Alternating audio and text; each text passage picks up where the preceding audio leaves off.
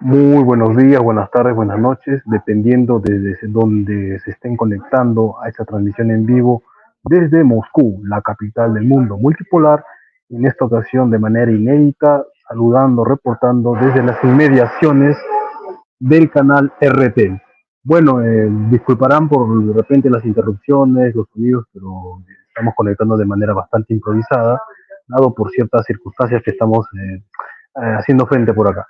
En esta ocasión, en esta conferencia número 45, la 45ª entrega en este ciclo magistral inédito en la historia de habla hispana, Fundamentos de Geopolítica, por supuesto en sinergia entre los tanques de pensamiento Centro Regional de Estudios Internacionales de Nicaragua, la productora internacional de contenidos Asia TV y el espacio de reflexión crítica y estratégica Proyecto Patria de Perú, del cual pues ya saben soy su director y su servidor como siempre, ¿no? Entonces en esta ocasión vamos a tratar un tema sobre geopolítica habitualmente, pero que no se ha tocado en los temas contemporáneos, en todos los temas que hemos venido desarrollando, ¿no? Es la primera conferencia dedicada a un tema bastante urticante, bastante complejo, bastante sensible en las latitudes de nuestra América. Y me refiero pues al crimen organizado, a la violencia en esta región. Por eso es que hemos titulado esta conferencia como le hemos titulado, Geopolítica de la Violencia y las Organizaciones Criminales en América Latina, para lo cual hemos convocado a una personalidad del ámbito estratégico, del pensamiento prospectivo, de la geoestrategia y la geopolítica, prácticamente de los pocos que ha desarrollado y ha cruzado estas variables: geopolítica, organizaciones criminales, narcotráfico, entre otras materias, por decirlo de un modo, ¿no? Y es el doctor Norberto Emmerich. Brevemente le damos la bienvenida y antes de pasar a ceder la palabra al doctor Manuel Espinosa, que ya lo tenemos por ahí, vamos a un poco, para quien no conoce a nuestro invitado, eh, detallar un poco de su background, ¿no? De su trayectoria, de su bastante abultada trayectoria. Hemos hecho un CV bastante abreviado, pero no disculpe, pero solamente dictando su CV se nos va bastante del programa. El doctor Roberto Emmerich es doctor en ciencia política y licenciado en ciencia en relaciones internacionales, consultor internacional experto en seguridad, geopolítica, prospectiva estratégica y pensamiento anticipatorio, presidente del Centro de Estudios en Estrategia y Políticas Públicas.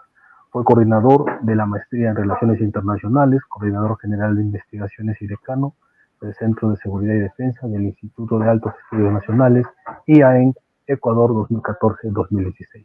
Tiene una amplia experiencia, más de 20 años, en capacitación internacional de alta especialización. Ha dictado más de 100 conferencias y es autor de diversos trabajos sobre seguridad, geopolítica y perspectiva estratégica, entre los que destaca Geopolítica del narcotráfico en América Latina del 2015, siendo una obra pionera en la materia. Bienvenido, doctor Norberto Emmerich. Brevemente damos el paso, por supuesto, a nuestro colaborador permanente y director del Centro Regional de Estudios Internacionales y director de este curso internacional inédito, Fundamentos de Geopolítica, doctor Manuel Espinosa. Muy buenos días, Carlos. Muy buenos días, doctor Norberto Emmerich. Es un placer estar en esta primera conferencia de este nuevo año 2024 con tan distinguido especialista y en un tema, como bien decía Carlos, no común.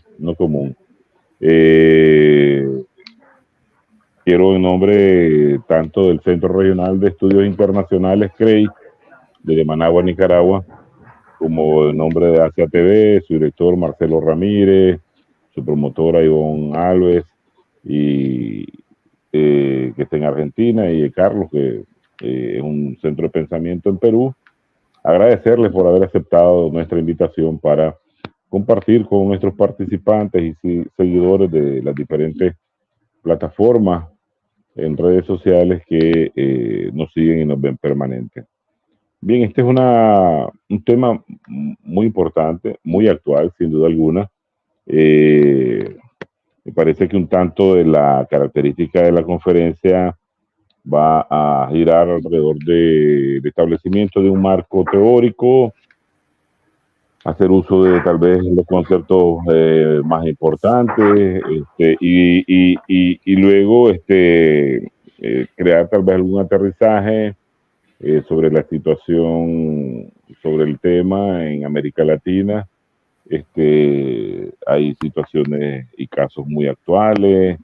Vemos El Salvador, vemos México, vemos Costa Rica, vemos Ecuador, que sin duda alguna nuestro disertante sabrá responder a estos temas y posteriormente a un periodo de preguntas que sin duda alguna van a surgir a lo largo de la conferencia.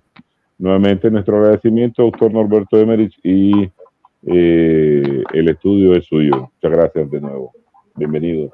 Brevemente, muchas gracias, doctor Manuel Espinosa. Brevemente damos la bienvenida a Julio Echevarría, director de la consultora empresarial Learn System e investigador independiente en asuntos estratégicos, en investigación operativa, inteligencia estratégica y en operaciones de inteligencia internacionales. Adelante, doctor Julio Echevarría.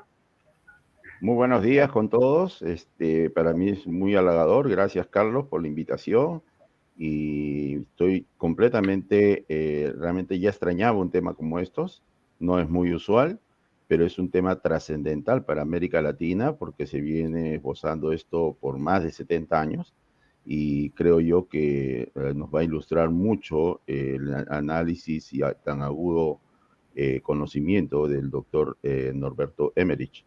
Estamos a la expectativa y esperemos realmente que la población comience a despertar de que hay un fenómeno verdaderamente grave detrás de lo que se está moviendo en América Latina. Un abrazo a todos y sigamos para adelante. Gracias. Muchas gracias, Julio Echevarría.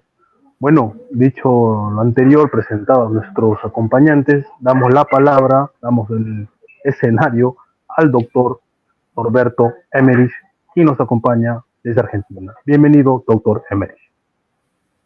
Bueno, muchísimas gracias, Carlos. Buenas tardes a todos. Aquí en Buenos Aires apenas están pasando los primeros minutos después de las 12 del mediodía. Te pido si podemos poner la presentación y empezamos. Bueno, ahí está, vamos a la transparencia siguiente y podemos comenzar. Muy bien. La primera parte, a ver si logramos hacerlo con cierta velocidad. La primera parte va a tener un cierto abordaje del tipo de marco teórico. La idea de que podamos nosotros tener algunas herramientas para analizar la actuación del crimen organizado en América Latina con nuevas herramientas analíticas para poder salir de esa especie de trampa permanente que implica que frente a cualquier hecho de crimen organizado o narcotráfico se responde con una mayor cuota de presencia policial o de Fuerzas Armadas o de información o de pertrechos, armamentos y demás, ¿no? Una forma nueva, creo que nueva o intenta ser nueva, de ver y analizar estos problemas que nos permita tener entonces otro tipo de políticas públicas. Bien. Entonces, el primer foco para poder atender y ver los problemas del crimen organizado en nuestra región tiene que ver con afirmar que no se puede entender al delito si se lo separa de la territorialidad. Esto quiere decir no solo del simple territorio, algo que ya cualquier analista principiante de seguridad ya sabe, ya entiende, ¿no? La cuestión del territorio es precisamente la cuestión que está en disputa cuando se habla de crimen organizado y por eso ya todos nosotros hablamos con suficiente habitualidad de la cuestión del control territorial y demás. Acá estoy hablando de la territorialidad, que si bien es un término vecino de territorio, significa alguna cosa más que vamos a ir dilucidando, ¿no? La definición del delito, cuando la separamos de la cuestión del territorio y de la territorialidad, se vuelve una cuestión abstracta, ¿no? Con esto estamos diciendo que siempre las políticas de seguridad hasta el día de hoy se siguen moviendo en una dinámica delito-delincuente. Alguien comete algo que está prohibido por la ley. Y con eso se supone que tenemos la base para entender de qué se trata el fenómeno. Esta forma de abordaje ya estamos viendo desde hace ya por lo menos décadas que es totalmente insuficiente e improbable que pueda resolver los graves problemas del crimen organizado, apenas si puede con el delito del fuero común, menos y casi imposible que pueda hacerlo y enfrentar con relativo éxito a delitos propios del crimen organizado, que tiene una serie de características que lo vuelven más que organizado. Es transnacional, es interclasista, si se quiere decir, tiene una capacidad de corrupción y penetración a las instituciones sumamente fuerte y demás. Entonces es necesario tener la capacidad o la posibilidad de tener un enfoque geopolítico para las problemáticas de seguridad, más aún para las problemáticas del crimen organizado. En síntesis, entonces, la seguridad como primera gran afirmación es algo que está relacionado con el territorio y el Estado, es decir, se trata de una problemática geopolítica. Esta es la primera gran afirmación. La siguiente, por favor. La geopolítica como disciplina siempre desde sus orígenes, desde sus primeros inicios, a principios del siglo pasado, del siglo XX, estuvo ligada a las cuestiones del Estado y a la seguridad del Estado. Después de la Segunda Guerra Mundial y pasar por varias décadas de un desprestigio sumamente elevado, en el cual la geopolítica parecía ser una mala palabra, en virtud del uso que hizo de ella el nazismo alemán, la geopolítica ahora está ampliando y recuperando terreno e incorporando dentro de sí nuevas dimensiones de estudio que le permiten abarcar una serie creciente de temas. Hoy en día se habla de geopolítica de prácticamente todo lo existente. En geopolítica del agua, geopolítica del espacio, geopolítica de la religión, geopolítica de todos los temas que hay sobre la Tierra, e incluso para muchos emprendimientos multinacionales o emprendimientos de construcción de infraestructura importante, la geopolítica es un aporte incluso a ese nivel de inversión empresaria, ¿no? Se hacen estudios geopolíticos para ver cuál va a ser la incidencia de determinada infraestructura u obra o perforación o oleoducto sobre los territorios.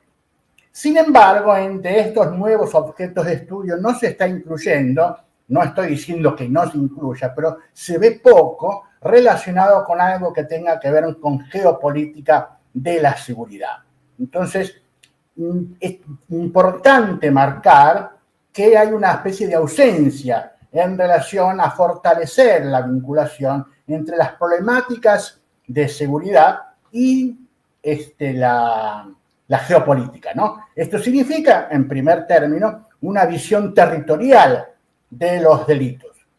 Ya sabemos que los delitos son comprendidos territorialmente, esto es algo ya prácticamente evidente, pero lo que falta es afirmar, para decirlo ya con claridad, que cuando hablamos de delitos no nos estamos refiriendo a una cuestión relativa a la ley, sino a una cuestión relativa al territorio.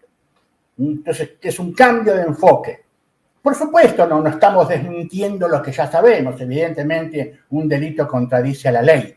Pero lo que queremos remarcar es que hay algo más. Hay un elemento que no tomamos en cuenta y que debe priorizarse, y es precisamente el territorio. La siguiente.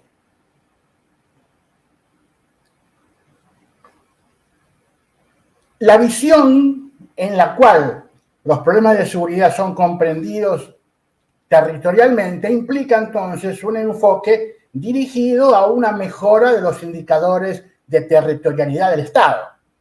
Esto es ya un cambio importante. ¿Qué significa mejorar los indicadores de territorialidad del Estado? Nuestros países, y sobre todo cuando hablamos de Latinoamérica, queda con esto con un carácter evidente, asisten desde hace muchas décadas a un abandono del Estado sobre amplias regiones del territorio interior. Nuestros estados tienen relativa presencia en las ciudades capitales, pero ni siquiera en todos los barrios o todas las zonas de las ciudades capitales, y tienen un abandono más frecuente y más notorio en áreas más amplias del interior del país. Abandono que se vuelve todavía más notorio en las fronteras, a veces incluso hasta en los puertos, en lugares en los cuales la disputa por el control del territorio se vuelve cada vez más feroz.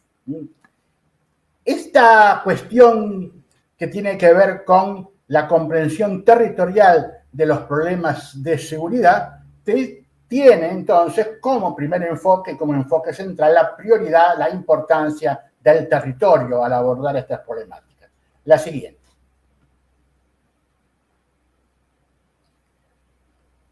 Cuando se habla de seguridad, y eso es algo que incluso en las universidades resulta notorio, nunca, incluso en las carreras o en las licenciaturas de seguridad, se parte de lo que uno supone que debería ser el punto primero y principal de cualquier programa, que es definir qué es seguridad.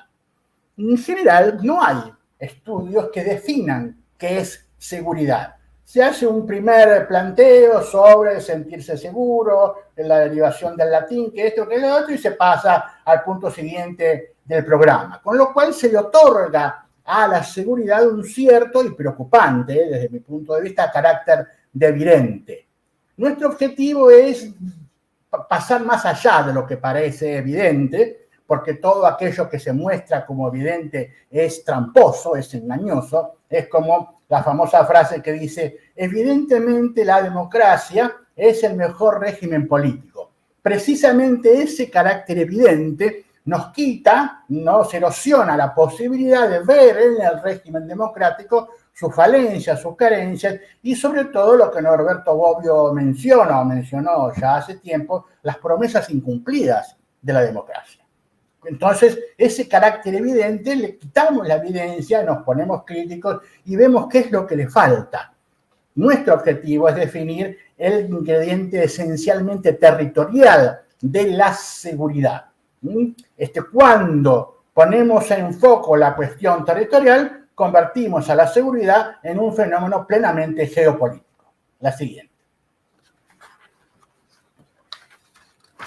En síntesis, ¿sí? Ya lo mencionamos, pero lo volvemos a enfocar, las problemáticas de seguridad no se definen por los delitos que se cometen.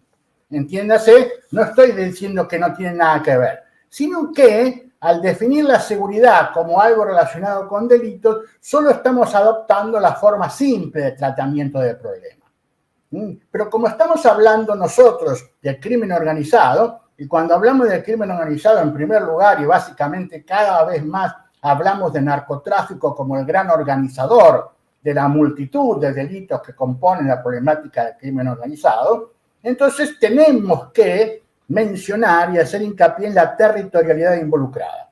Cuando hablamos de territorialidad, estamos hablando de un concepto que va un poco más allá del simple territorio, entendido como espacios físicos sobre el que uno pisa, ¿no?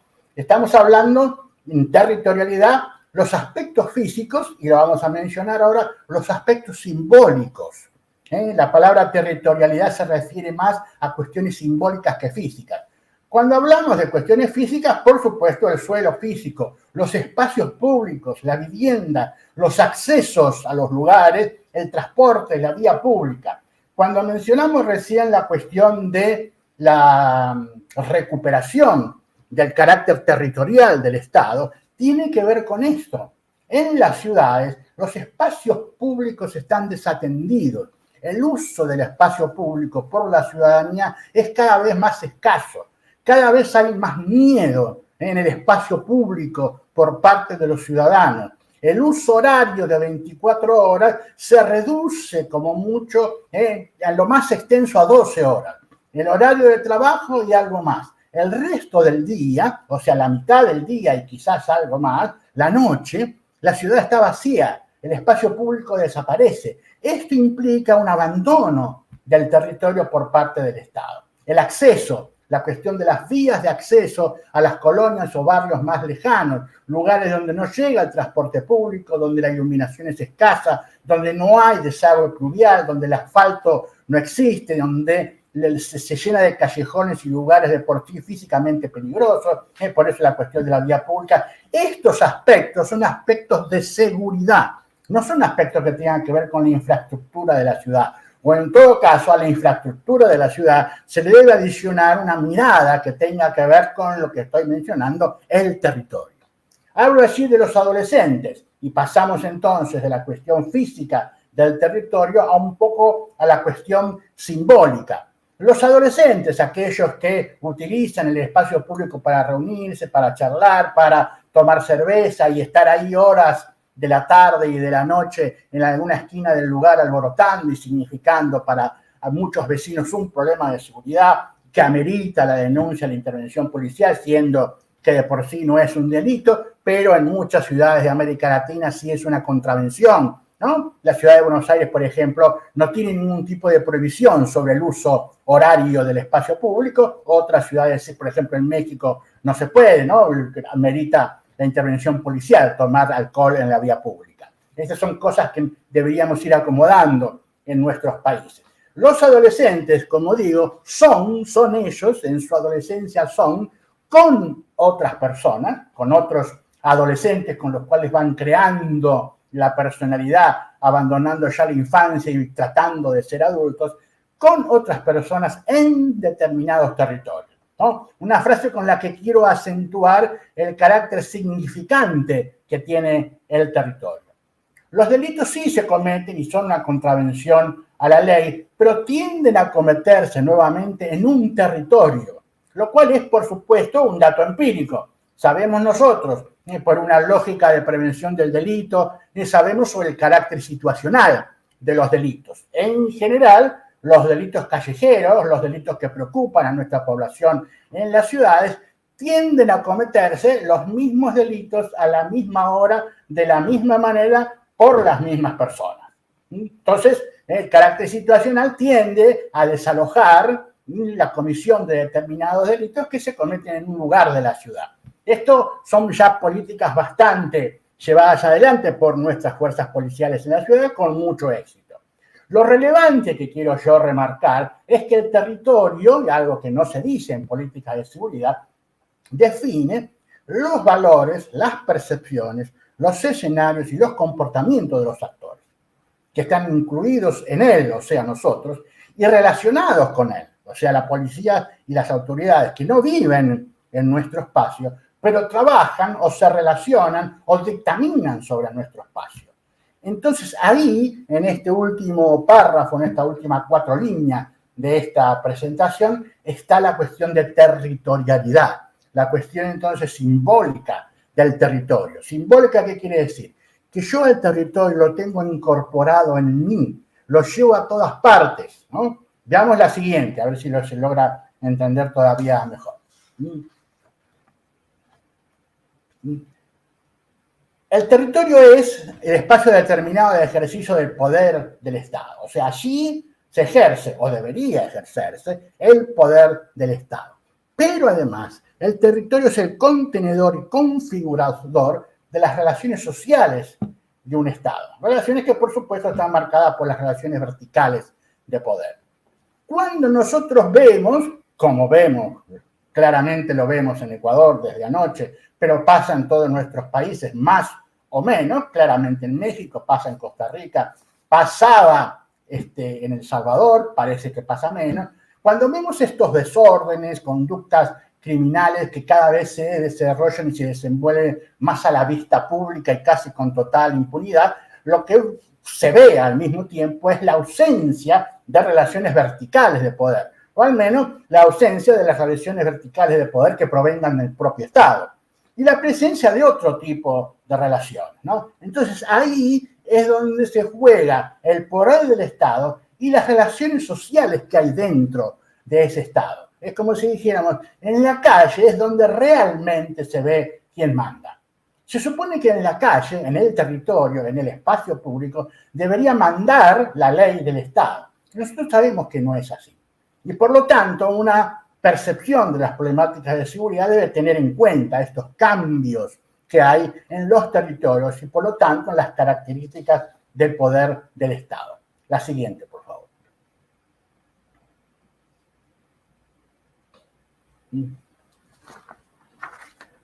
En términos más amplios, este concepto de territorialidad se refiere a la cualidad que tiene el ser humano al darle una dimensión simbólica al territorio.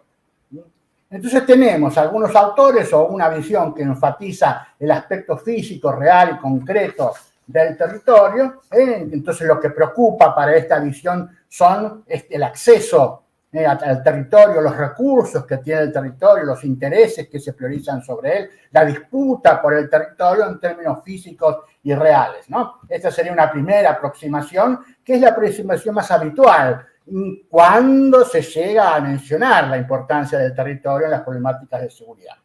La siguiente. La otra visión, la visión simbólica, la visión en la cual el término más adaptado sería territorialidad, habla de una relación entre un territorio y los sujetos que la habitan, ¿no? Entonces, el territorio es un significante, es un constituyente de la comunidad y de las personas que habitan en ese territorio. Entonces, ahí cobra importancia la elaboración de políticas públicas dentro de esta visión de geopolítica de seguridad, que deben ser cuidadosas, pautadas e institucionalizadas. Cuando hablamos nosotros de la importancia del territorio, no se puede deducir, y es totalmente contraproducente deducir, una intervención militar apabullante sobre un territorio. ¿Por qué? Porque nos estamos olvidando del carácter simbólico del territorio. En un territorio determinado, el carácter simbólico hace que las personas que viven en ese territorio no se den cuenta o no perciban que lo que están haciendo es un delito, ¿no? Que es en el norte de Ecuador. El tránsito, el consumo, que la droga esté dando vueltas todo el tiempo, no se percibe como un delito. La idea de que esto está contra la ley o usted merece estar preso, para la gente es una idea extraña. Viven gracias a eso, viven con eso, viven en eso, porque el territorio, y entonces la territorialidad cargada sobre los hombros de cada una de las personas, normalizan, vuelven parte de la economía habitual, todo ello. Esto hace, por ejemplo, si tenemos un país en crisis económica desde hace varios años, con una población que crecientemente se está empobreciendo y al mismo tiempo vemos una hiperactividad de distintos grupos del narcotráfico que además combaten entre sí, esto significa que hay una alteración importante del crecimiento económico, del desarrollo económico. Muchas personas solo pueden vivir, pagar sus gastos del día si se asocian con alguna actividad del narcotráfico porque no hay otra cosa para hacer. Esto significa que el territorio cambió y la carga de territorialidad en el significante de las personas es otra. La siguiente.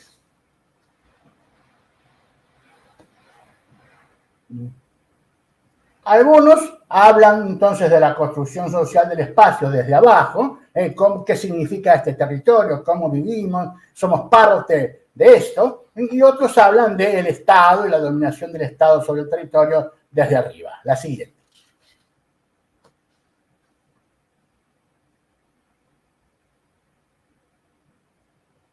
Entonces, estas dos concepciones, la de arriba, la de nuestra comunidad humana en un territorio determinado, puede ser alguna comuna, alguno de los barrios peligrosos, pongamos, de Guayaquil o de cualquiera de nuestras ciudades, donde los habitantes perciben el territorio y viven en ese territorio de una manera, choca contra la hegemonía ejercida por el Estado, sobre todo el territorio nacional.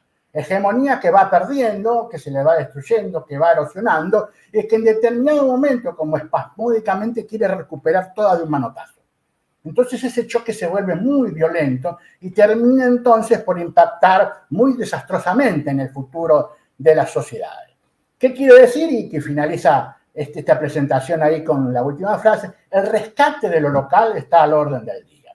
Esto quiere decir que y frente a los intentos por recuperar el territorio sin tener en cuenta los indicadores de territorialidad, ese intento de recuperación se ve como una invasión y por lo tanto hay un rescate de lo local, hay una resistencia, hay un enfrentamiento, ¿no? Vamos a la siguiente.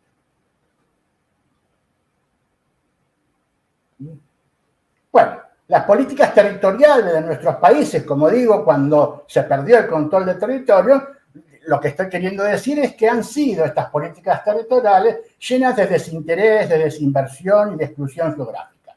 Y al mismo tiempo, en virtud de políticas de ajuste, en políticas de inversiones que se quieren recibir desde el exterior, en políticas que tienen necesariamente o ven la necesidad de pagar deudas impagables, imposibles, con las cuales se han cargado la economía nacional, etcétera, etcétera, etcétera, al mismo tiempo se acompañan con políticas de seguridad cargadas de ilegalidad, ¿no? Lo que mencionaban, la necesidad a veces de utilizar las fuerzas policiales con un grado de brutalidad que excede no solo el marco de derecho, sino que excede también la lógica de intervención en problemáticas de seguridad.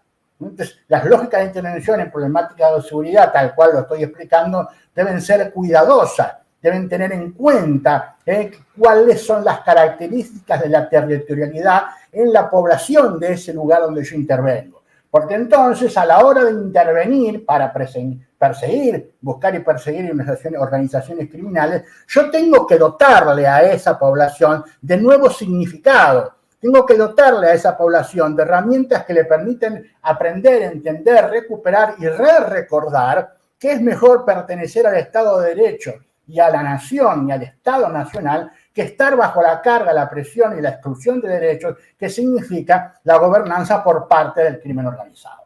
Se trata de eso. Si no hay políticas de seguridad completas, o sea, cargadas de nuevo sentido, es difícil luchar contra un crimen organizado que está insertado allí. El crimen organizado, cuando ocupa un territorio, le da significado al territorio y a la gente que vive en ese territorio. Por lo tanto, toda penetración exterior es mal vista. Y es entonces difícil de cambiar la predominancia del crimen organizado en un lugar donde se ha arraigado con fortaleza por una nueva presencia que es la del Estado, que hace mucho que no está ahí. Y entonces la presencia del Estado tiene que ser, para que sea exitosa, tiene que venir con los indicadores que mencioné, ¿no? Alumbrado público, asfalto, agua potable. Siempre se habla de, bueno, tiene que haber trabajo. No, tiene que haber una mejor calidad de vida en el espacio público. El trabajo es algo que la gente trata de buscar y de conseguir como mejor puede, porque la gente sí o sí trabaja, de algo vive. Pero no puede vivir, trabajar y recrear su vida en un entorno en el cual todo está destruido. Entonces, ven ustedes cómo la intervención es de todo el Estado, no de la policía y las Fuerzas Armadas, sino de todo el Estado para cambiar la territorialidad involucrada en cada uno de los espacios de nuestros países. La siguiente. Bueno, la siguiente vamos pasando ya. Bien, que eso creo que era la última de la primera parte, la siguiente. Ahí está. Empezamos la segunda parte. A ver si podemos hacer rápido, porque se nos fue el tiempo muy rápido, a ver si ocupo 10 minutos más. Sabemos que en América Latina, ahora vamos a hablar un poco más de cosas que se pueden ver. Vamos a seguir siendo conceptuales, pero ya hablamos del crimen organizado en América Latina. Se basa el crecimiento del crimen organizado en 3 grandes factores, ¿no? Por lo menos como lo queremos ver hoy. Uno es la fragilidad de las instituciones. Cuando se habla de fragilidad, la fragilidad es una palabra bonita que suaviza mucho las cuestiones. Nuestras instituciones son corruptas. Incluso hasta puede ser suave decir que son corruptas. Son muy fuertemente corruptas.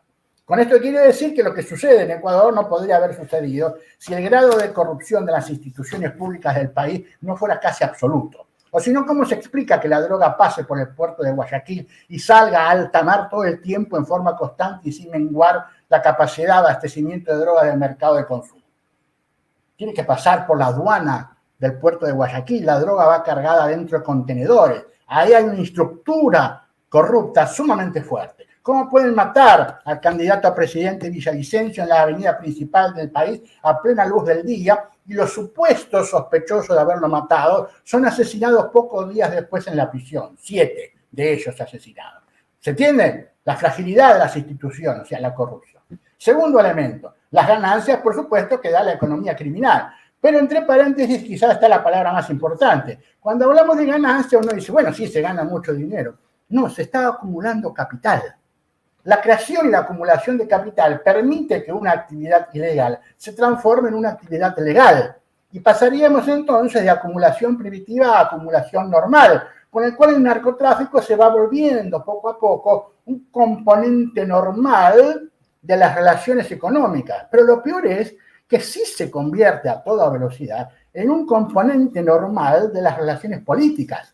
El narcotráfico es un actor político. el narcotráfico se reúne con nuestros funcionarios, dirigentes, ministros y presidentes, algunos, pero seguro con nuestros gobernadores, con todos ellos, para ver qué toca, cómo va a ser la cuota de poder en ese sexenio o en ese periodo de gobierno. Tercero, nos encontramos también en nuestra región con líderes políticos sin trayectoria o sin partido político o sin peso.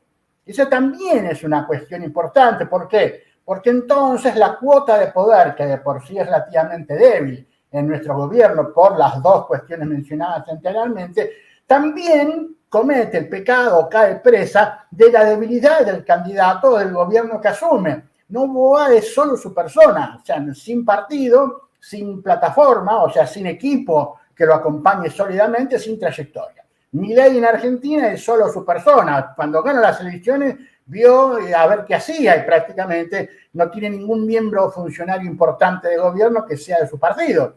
Tuvo que aceptar a miembros de otro partido para ocupar los cargos más importantes del país. O Bolsonaro, cuando llegó a la presidencia y era una persona que llevaba un cierto tiempo ahí, pero que venía como de afuera del sistema político. Esto genera un cóctel muy explosivo, porque el crimen organizado debe conversar, debe arreglar acuerdos con políticos o con dirigentes o con gobiernos que los ve que son débiles.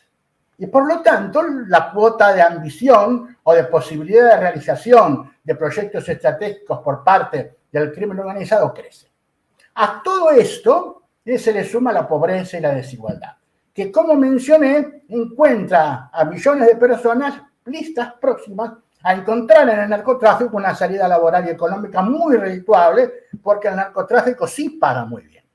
Entonces, ahí es donde se recluta la mano de obra descartable, barata, inagotable, es como si fuera China, digamos. Aquí, en nuestras ciudades, y en virtud de la pobreza de nuestras economías, tenemos una mano de obra china dispuesta totalmente y todo el día para el narcotráfico. El ciclo de vida en el narcotráfico, por lo menos en México, no supera los 3 años, pero la desesperación es tal, y la parte, son tan jóvenes los muchachos y algunas chicas que ingresan en el narcotráfico, que no importa cuántos años me quedan de vida en el futuro, sino que importa cuánta vida voy a vivir en el presente. Esa es la dicotomía. La siguiente.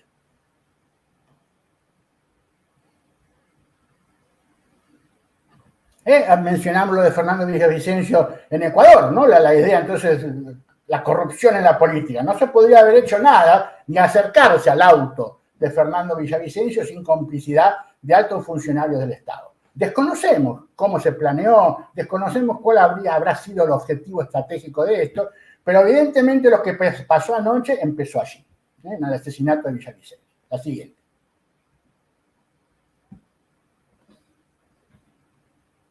Bien, 3 cuestiones. Los gobiernos no tienen una capacidad oportuna y eficaz de respuesta. Se empieza a ver ya en un segundo nivel de complejidad que los gobiernos pueden ser parte del problema. Tercer lugar, que es lo que aprecio yo sucedió anoche con Noboa, las respuestas rápidas son profecías autocumplidas. ¿Esto qué quiere decir? Estuve construyendo un enemigo desde hace 20 años, en base a fracasos, a promesas incumplidas, a falta de inversión, a opciones ideológicas que me fueron impuestas desde otros países. Al final se me termina por cumplir un escenario que en realidad lo construí yo. Cuando en el año 2006 el presidente Calderón, en circunstancias muy similares a la asunción de la presidencia por parte del presidente Noboa, a Calderón impugnan la presidencia, lo acusan de fraude y tiene una movilización de millones de personas en contra de su asunción a la presidencia. Un gobierno totalmente deslegitimado que encuentra rápidamente a los pocos meses como salida la declaración de guerra contra el narcotráfico.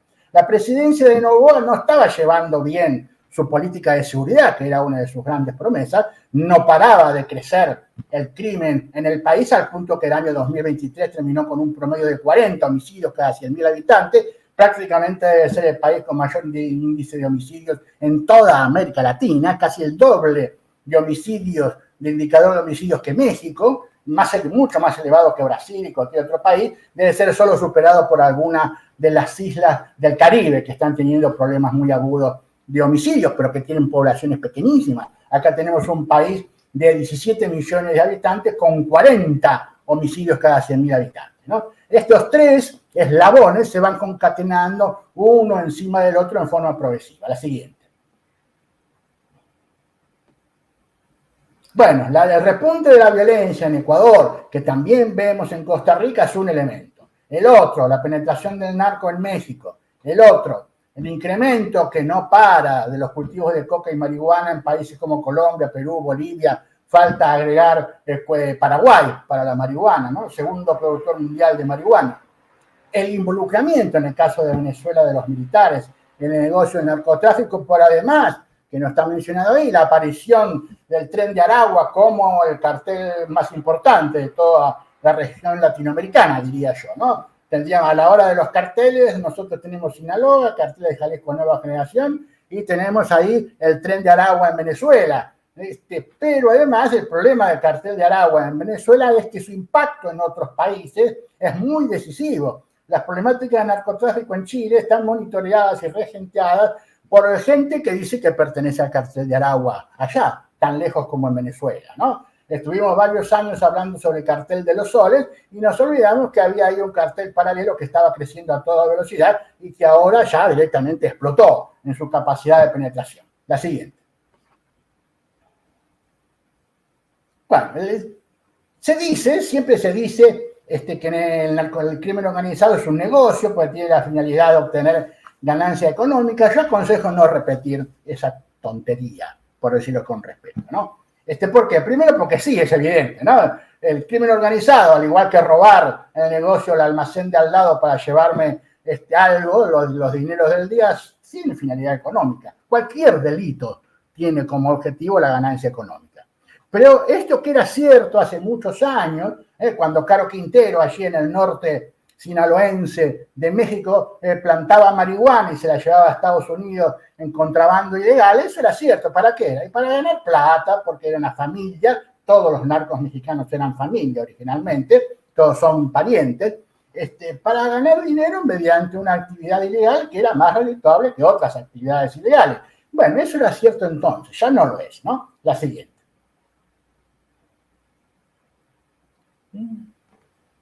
Se suponía en aquel entonces que la actividad ilícita, por ser ilícita, producía, mediante la persecución de la justicia y las autoridades, un incremento del valor de la mercancía que se estaba ofreciendo en el mercado y una restricción de la oferta. O sea, había poco para vender porque estaba muy perseguido, entonces valía mucho. Y esto le traía grandes beneficios a los narcotraficantes. Esto era cierto en la primera etapa, como les mencioné, la etapa económica, cuando la acumulación de capital se estaba iniciando. Esto fue cierto hace mucho. La siguiente. En realidad ya no es así. La oferta es infinita, la demanda crece sin cesar, porque en el mercado económico real, tal cual está hoy diseñado el mercado económico mundial, formal, no el ilegal, cualquier mercado, por lo tanto también el ilegal, la oferta es la que crea la demanda. Yo no necesito el último auto modelo Ford que salió este año, que se diferencia del año anterior porque le cambiaron el color a la chapita, ¿no? Pero sin embargo se vende. ¿Y quién se lo pidió? No, lo hicieron ellos, porque la oferta crea la demanda en una economía capitalista que de nombre ya es una economía de consumo, no de producción. Por lo tanto, consumo es el consumo de lo que sea, y el consumo de drogas es el mejor de los consumos. Esto es lo que sucede ahora con el narcotráfico. La siguiente. En Sudamérica tenemos algunas ventajas para el desarrollo del narcotráfico. Otras regiones del mundo tienen otras ventajas, ¿no? Pero aquí tenemos tres, por lo menos. Aquí el cultivo de coca, de amapola y de marihuana está favorecido por cuestiones climáticas. La coca, sobre todo, porque solamente en esta parte del mundo se produce coca, ¿no?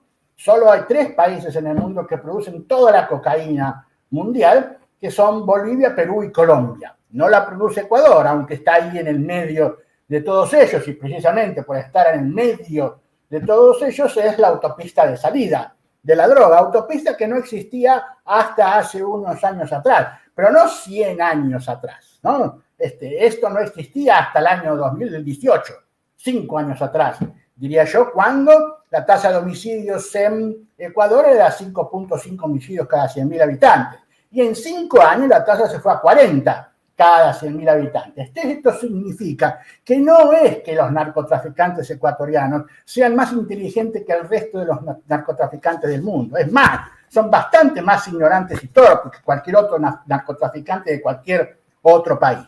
Sin embargo, lo que debemos estudiar es la geopolítica del país para entender la geopolítica del narco ecuatoriano. En segundo lugar, en Sudamérica tenemos estados con muy dificultosa capacidad de controlar sus territorios. Por otro lado, dentro de este segundo punto entra el hecho de que Sudamérica está poblada de territorios de por sí difíciles de controlar. Imagínense ustedes el Amazonas en Brasil.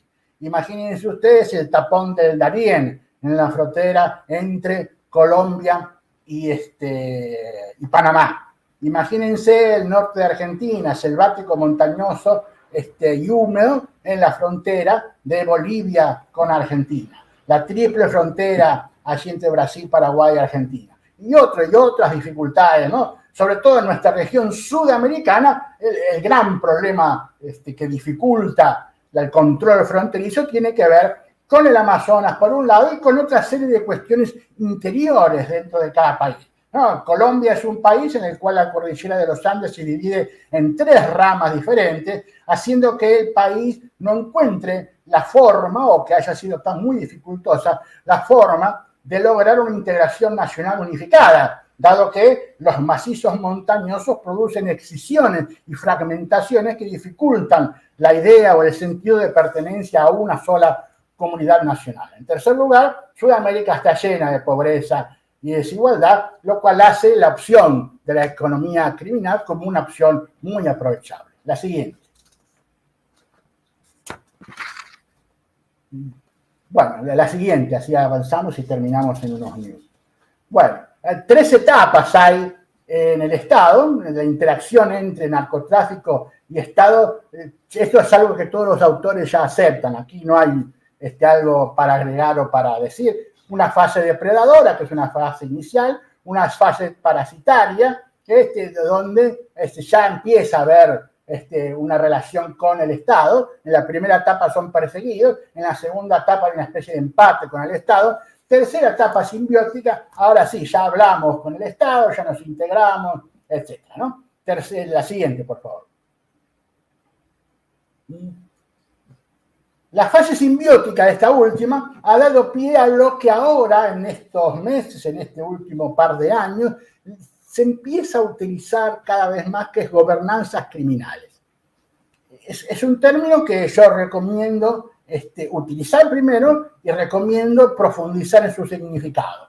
Que básicamente, autoridades estatales y organizaciones criminales actúan juntas en el control del territorio y en el control de la población que habita en ese territorio. Y cuando digo que actúan juntas o actúan de común acuerdo, como dice ahí, es textual, literal. Esto quiere decir que sí se reúnen, sí hacen acuerdos, sí trabajan juntos, y en general más es al revés de lo que se dice. Más es el gobierno que le da órdenes al narco para que el narco haga actividades que el gobierno, en virtud del Estado de Derecho, no puede hacer. Y esto queda claro, por ejemplo, con las caravanas migrantes, ¿no? El Estado no deja pasar a la población migrante por tal lado, entonces la población migrante tiene que pasar por otro lado, que es donde están las organizaciones de crimen organizado, controlando el territorio. Y así el control territorial no tiene que obedecer las leyes de la Constitución Nacional. ¿Entienden? O las disputas de un cartel contra el otro. Ya es sabido en México las guerras que los distintos gobiernos, el de Felipe Calderón, el de Peña Nieto, se lo acusa a este gobierno de López Obrador de hacer lo mismo. Las guerras que un cartel lleva contra otro en nombre del gobierno. ¿Por qué? Porque un cartel puede actuar como si fuera una organización de contrainsurgencia. No tiene que respetar la ley, el derecho, no tiene que respetar nada. Y por lo tanto puede ayudar mucho a un gobierno a destruir a otro cartel. Que esto signifique que en el medio de las actividades de contrainsurgencia el Estado de Derecho desaparezca en todo el país, que la calidad de las instituciones públicas se degrade, que la corrupción crezca a límites inimaginables y que las violaciones a los derechos humanos se repitan una tras de otra, es el precio que se paga por la gobernanza criminal, ¿no? Ahí menciona por qué puede llegarse, 3 modos a los cuales se puede llegar a la gobernanza criminal, algo que está sucediendo en todos nuestros países. Yo diría que el caso más avanzado es hoy Brasil, ¿no? En cuanto a gobernanza criminal, nos encontramos con milicias ilegales, milicias formadas por ex policías, ex militares, militares en actividad, policías en actividad, etcétera, armados, pero ya a cargo de diputaciones federales, en algunos casos de presidencias municipales, de gobiernos locales, etcétera, mucha presencia, mucha fuerza, mucho cargo público, y como ven ustedes, pasan de la ilegalidad ya a la plena legalidad. Estas personas son personas ya electas por la ciudadanía. La siguiente. Bueno, la siguiente, porque ya vamos terminando. Entonces, ahí se obtiene ganancias en el territorio, se ejerce control sobre la población y, como mencioné, se puede usar como mano de obra contrainsurgente. Los migrantes es uno de los universos sobre los cuales se aplica esta política de contrainsurgencia, que en la gobernanza criminal acuerdan uno contra otro. La desaparición de los 43 normalistas de Ayotzinapa en México durante el gobierno de Peña Nieto fue una clara actividad que el ejército le entrega a un cartel, porque evidentemente el ejército no puede llevar adelante una masacre de estudiantes si el cartel la lleva adelante, al punto de que el ejército le entrega a los estudiantes al cartel, ¿no? Ese es el relato oficial. La siguiente. Bien, terminando, entonces cortamos acá para que no se pase la hora. Es la política al servicio del crimen, sería la descripción más actual del asunto, además más geopolíticamente entendida del crimen organizado hoy. El narcotráfico se constituye claramente como un eje de todo el crimen organizado en un proceso de simbiosis con los organismos públicos. Esto pasa con los carteles mexicanos de Sinaloa y el cartel de Jalisco Nueva Generación, que ya tienen franquicias en Sudamérica, claramente en Ecuador, y además sucede con organizaciones que son propias de la región, no que son derivación de México, ¿no? Como es el caso del primer comando de la capital y del comando Bermelo o comando Rojo en Brasil, el tren de Aragua que mencionamos en Venezuela, el caso de los choneros y los lobos en Ecuador, que se hacen como si fueran la franquicia de los carteles mexicanos, pero eso es muy dudoso, ¿no? Se afirman los medios de comunicación y demás, pero es dudoso que los carteles mexicanos tengan en los choneros y los lobos como una especie de representante de sus intereses, básicamente porque no hace falta, no les interesa, es muy costoso. Bien, a ver la siguiente, si terminamos. Bueno, las políticas, incluso algunas políticas como la de México, que trataron de diferenciarse de las típicas políticas de guerra contra el narcotráfico. En México la política se dice popularmente como la política de abrazos y no balazos, porque así la mencionó y así fue la consigna que elaboró el presidente López Obrador. Arrojaron resultados opuestos a los prometidos, ¿no? Hoy hay más homicidios cada 100.000 habitantes en México que antes. Y eso que el Estado no está en guerra contra el narcotráfico, ¿no? La cantidad de homicidios crece sin cesar. Ya sabemos lo de Ecuador, ya sabemos lo que pasa en Colombia, lo que pasa en Brasil, lo que pasa en las islas del Caribe, que no se mencionan, pero donde cada vez crece el indicador de homicidios cada 100.000 habitantes, los problemas crecientes y que merecen estudiarse mejor que suceden en Costa Rica.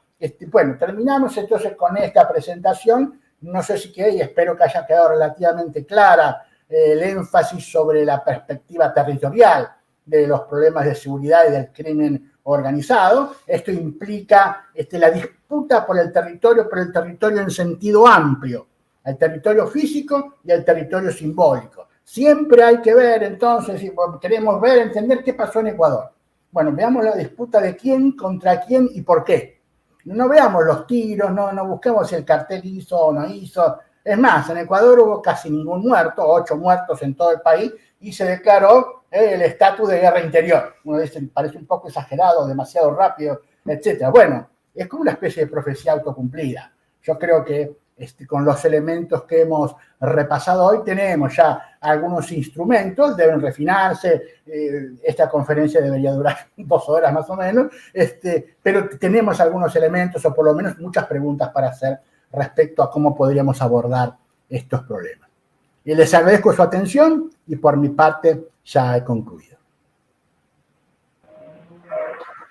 Muchas gracias, doctor Norberto Emmerich, por su tan interesante exposición. Estoy de acuerdo cuando se refiere a una profecía cumplida, ¿verdad? Cuando usted mencionó hace unos tal vez 10 años el concepto de hub de conexión, ¿verdad? Una obra muy interesante escrita por usted. Está la aplicación del análisis prospectivo de lo que se estaba en ese momento dando en esa región, sobre todo en Ecuador, ¿verdad? Vemos nosotros que la reacción, las preguntas que están transmitiéndonos los participantes ahora gira bastante sobre el Ecuador y sobre las medidas que está el gobierno tomando, ¿verdad? Podemos resumir de la siguiente manera la pregunta. 1. El paradigma Bukele, ¿cree usted que se va a aplicar en el Ecuador ahora? 2. Si nos puede también nosotros abordar el tema del paradigma Bukele en El Salvador. Por ahora, esas 2 preguntas. Muy bien. Bueno, supongo que más o menos sabemos en qué consistió el paradigma de Bukele, ¿no? Encarcelamiento masivo de las maras en una prisión de alta seguridad que tiene 40.000 detenidos en un solo lugar. Bien. Segundo detalle que es importante saber para El Salvador, 13% de los detenidos en esa prisión son policías. Entonces, hay un problema ahí en perspectiva. Nunca es buena idea meter a todos los miembros del crimen organizado en una sola prisión, ¿no? Eso en Ecuador se sabe muy bien, con una prisión de 10.000 prisioneros. De todos modos, sí hay que aceptar, y eso sin ninguna duda, la política de seguridad de Bukele es súper exitosa. Digamos, descendió la tasa de homicidios, creo que, no sé, un número, si no me equivoco, 7 homicidios cada 100.000 habitantes, un número bajísimo, ¿no? Como él mismo dice, no hay homicidios en El Salvador. Sí, para decirlo así gruesamente.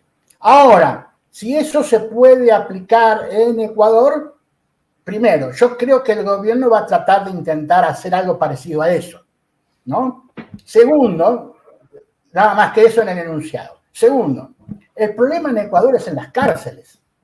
O sea, eso es lo que por ahí nos ponen en un entredicho, ¿no? No está tanto fuera de las cárceles, que sí lo está. La peligrosidad callejera en Ecuador es constante, pero no está en manos de los carteles. Ahí es cosa de carteristas, de ladrones callejeros, ¿no? De cosa de la inseguridad de la calle de todo el día. Chicos o chicas, chicos sobre todo, que andan con un arma y roban y tiran y matan y no les importa nada, entre otras cosas porque la policía tiene un margen de actuación muy acotado, ¿no? El policía prefiere no meterse porque va a terminar en un juicio interminable por homicidio, ¿no? Entonces, si es un robo callejero que no es muy peligroso ni llama mucho la atención, deja pasar, mira por otro lado, se va a la otra esquina, lo cual es lógico, o sea, es una cuestión de salvaguarda, ¿no? Cuando no hay una coraza institucional que te proteja.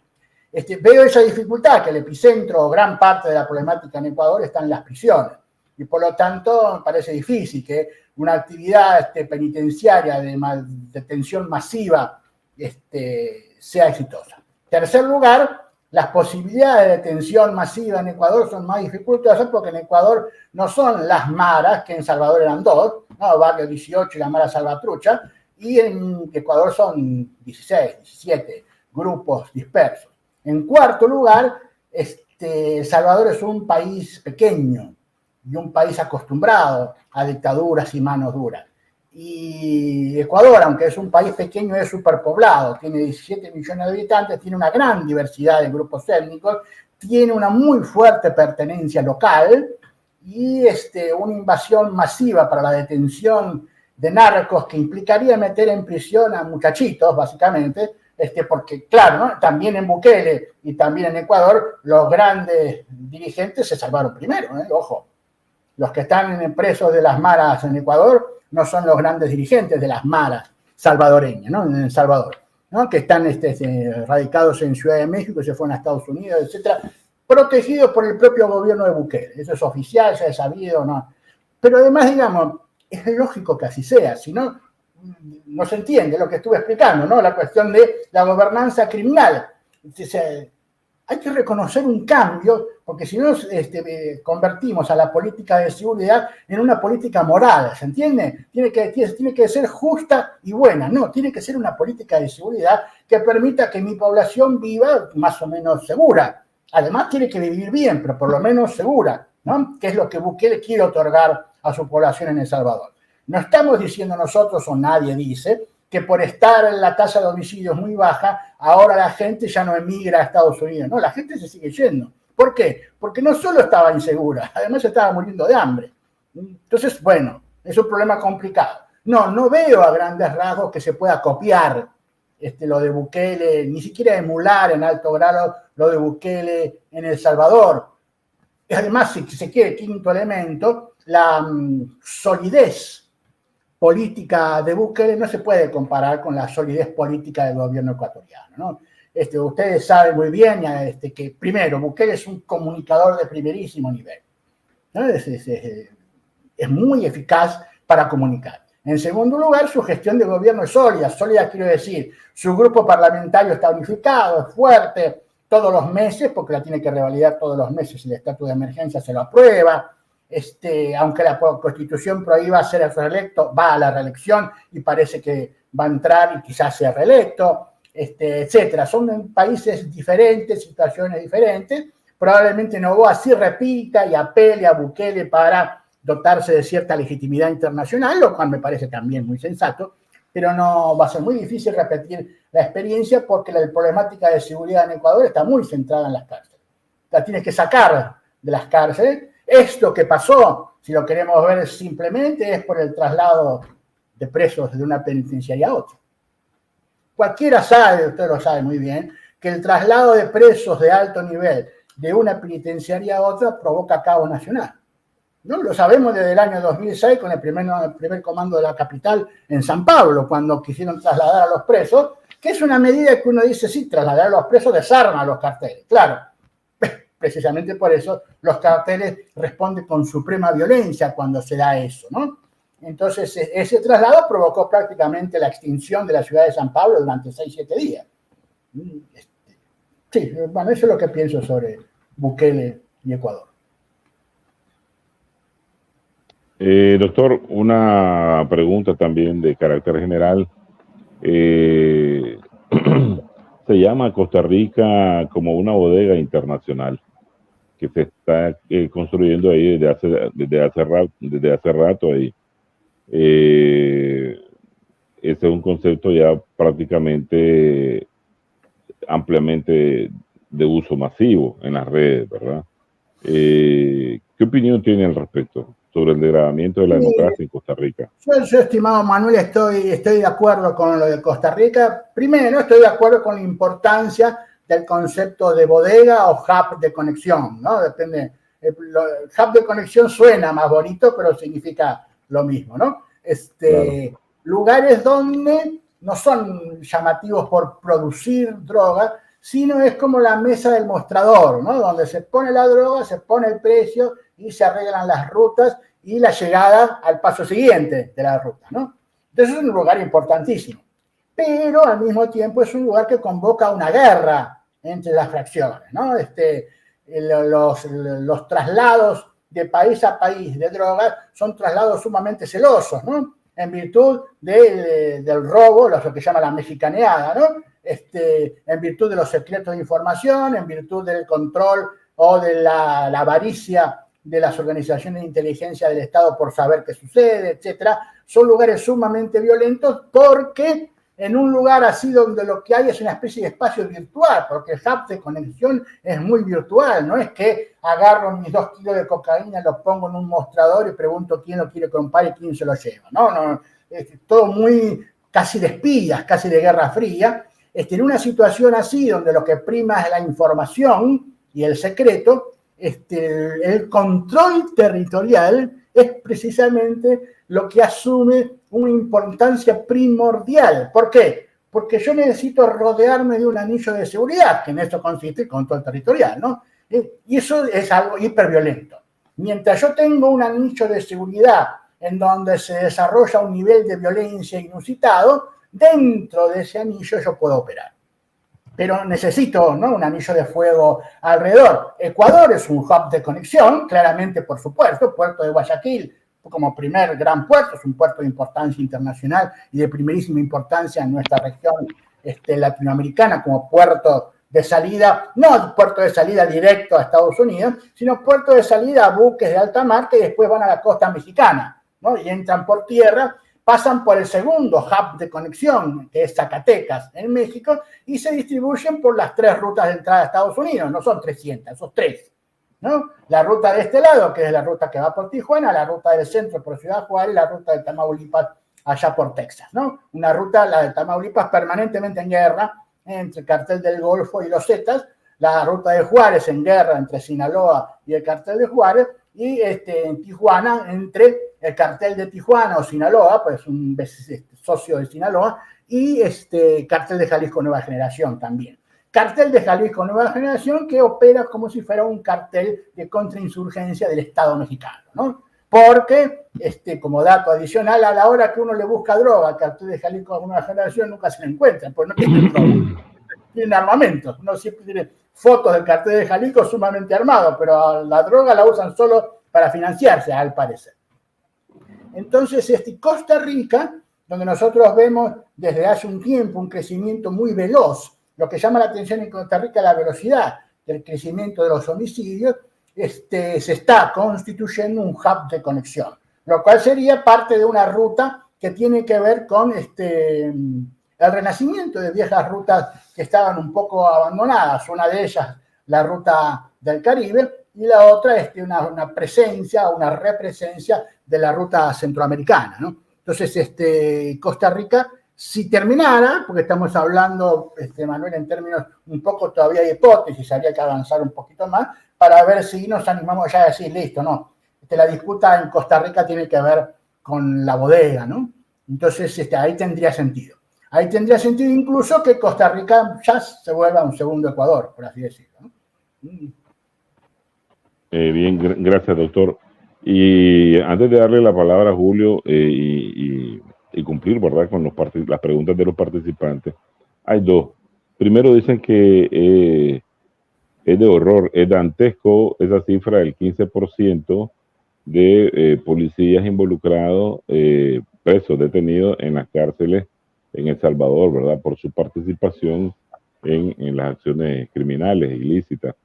Y me imagino que va a haber un tanto ahí del ejército, porque con los niveles de criminalidad que tenía El Salvador, prácticamente era casi un estado fallido, ¿verdad? O no sé si ya lo hayan tipificado como estado fallido, como se tipificó al mismo México. La pregunta aquí es, ¿cómo puede un estado, su economía, sostener a tal cantidad de presos, ya que se habla de alrededor de hasta 60,000, ya una cifra enorme, que lógicamente en términos de productividad eso va a mermar. Ahora, ¿cuál es la salida a esta primera solución que exitosamente ha realizado el presidente salvadoreño? Bueno, la pregunta es en sí una disyuntiva, ¿no? Es la disyuntiva de El Salvador. También es cierto, 40,000 en una prisión, 60,000 más o menos en total, es el país del mundo con la mayor tasa de prisioneros en todo el mundo. Lejos superando a todos, ¿no? Mucho más que Estados Unidos, aunque Estados Unidos tiene más de 2 millones de presos, ¿no? Pero digo, no solo más de 2 millones de presos, sino un total de 5 millones de personas relacionadas con el sistema penitenciario, porque hay millones de personas por el tobillo electrónico en su casa, ¿no? Y además esto implica una carga pesadísima del Estado sobre ellos. No sé cuántos millones de empleados públicos trabajan en relación al sistema penitenciario estadounidense, que es privado, además, ¿no? Que ha resultado ser muy efectivo en términos de lo privado. Volvamos a El Salvador. El hecho de tener 60.000 personas presas, de los cuales el 13% son policías, y como dice la pregunta, debe haber militares, implica una cuestión peligrosa en términos prospectivos, por así decirlo, o anticipatorios más que prospectivos. Los policías tienen una formación vertical y tienen una gran cultura organizacional. Los policías funcionan dentro de una organización, más bien dentro de una corporación, por eso se dice corporación policial. Entonces es una relación siempre de mando y de obediencia, donde la cual el individuo, el sujeto, casi no hace nada por cuenta propia. Esa cultura organizacional de la cual carecen los maras, porque los maras no son carteles, como si fuera el cartel de Jalisco Nueva Generación, sino que son pandillas. Entonces son pandillas de jóvenes que hacen lo que les parece, además barriales, en una zona muy concentrada de la geografía de cada ciudad.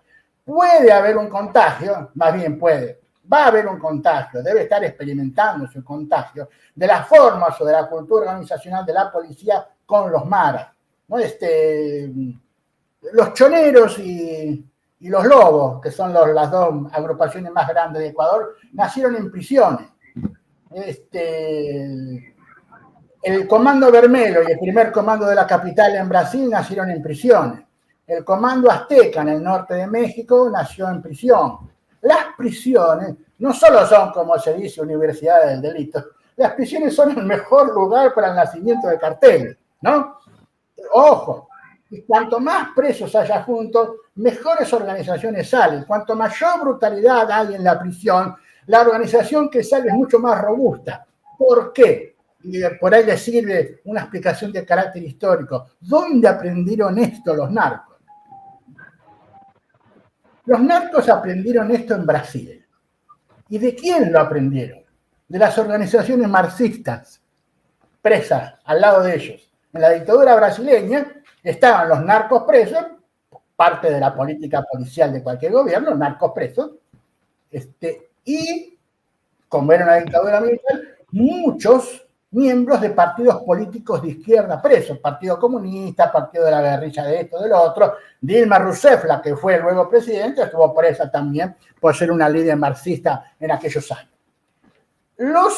Las agrupaciones marxistas, por una tradición política muy vieja, en prisión se organizan, se levantan a la misma hora, se bañan, se visten bien, no se insultan, no se pelean, tienen horarios, hacen gimnasia, estudian, siempre hay alguno que es profesor universitario y algo, entonces les da clase a los demás. Si tienen reclamos para hacerle a la prisión, lo hacen en forma conjunta, etcétera, etcétera. Los narcos, que vivían apuñalándose entre ellos, empezaron a ver que los marxistas vivían mejor en prisión,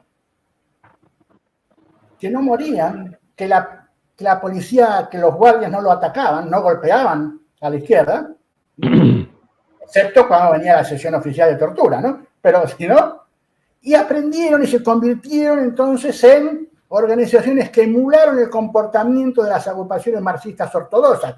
Por eso es que el Comando Vermelho se llama Comando Rojo, y su primera bandera fue una hoz y un martillo.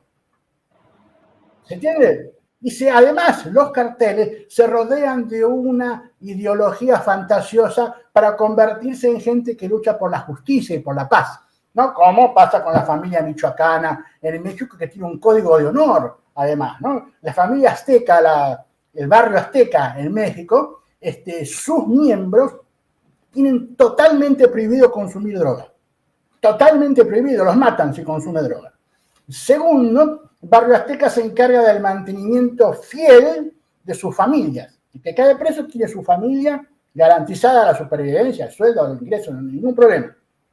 Tercero, todos ellos se bañan todos los días, todos visten igual, todos tienen el pelo rapado y todos son muy pulcros. No se dicen malas palabras, no se pelean y no se insultan.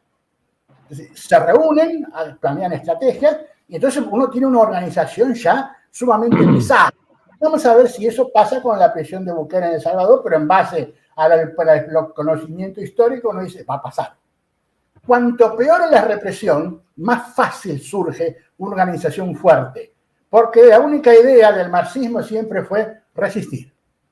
resistir y organizarse. El marxismo siempre, o sea, el marxismo resistió a la Segunda Guerra Mundial. Cuando vinieron las tropas americanas a Normandía, los nazis ya estaban derrotados, eso lo sabemos. Y lo habían derrotado los maquis franceses, los partisanos italianos, que eran ¿qué? Organizaciones del Partido Comunista, financiadas por Moscú, todo lo que uno quiera, pero eran del Partido Comunista, capaces de aguantar lo que sea. Bien, esa es la tónica de la cuestión, y de cómo se aprendió todo esto, ¿no? Y yo creo entonces que, no digo que lo de Bukele, no digo ni que esté mal ni que vaya a salir mal. Es algo tan novedoso, yo admito que es algo novedoso, es algo que cualquiera diría, no hay que hacer eso, no hay que hacerlo, pero lo hizo y se la está aguantando. Vamos a ver, yo si fuera presidente en un país no lo haría, pero ahí estamos. Muchas gracias. Le cedo la palabra a Julio, si tiene alguna pregunta, comentario, y luego a Carlos, que es nuestro centro moderador en cada curso. Bueno, sí, la verdad que muy interesante el tema. Felicitaciones por la descripción bastante detallada. Me sorprende que no haya visto la gama de experiencia que tenemos histórica acá en Perú, pero es importantísimo porque... Sí. Me lo olvidé un poquito. Sí, no, y valdría la pena hacer solamente unos cuantos hitos, ¿no? Hitos de este proceso. Porque en realidad acá nosotros es lo que en cierta medida describes en tu libro sobre la disputa del sacramento, y el sacramento es la coca aquí, y es quizás la matriz principal, porque si bien es cierto esto fue más enfáticamente desarrollado en Bolivia, hoy todo el poder político está en torno a quién controla la droga aquí. O sea, aquí la situación es al revés, o sea, aquí la mafia no está detrás del poder político. Acá el poder político es la mafia. Y de todos los ángulos, o sea, de todas las gamas ideológicas, de izquierda a derecha. Entonces, ¿por qué te planteo esto? Porque esto viene y viene a colación porque analizando la situación, esto es parte de un proyecto internacional a lo cual un Estado se queda chico. O sea, un Estado no va a poder combatir esto. Ya en los años 80 el presidente Belaúnde tuvo que tildar a una organización como narcoterrorista porque tenía fuentes de financiamiento a través del narcotráfico.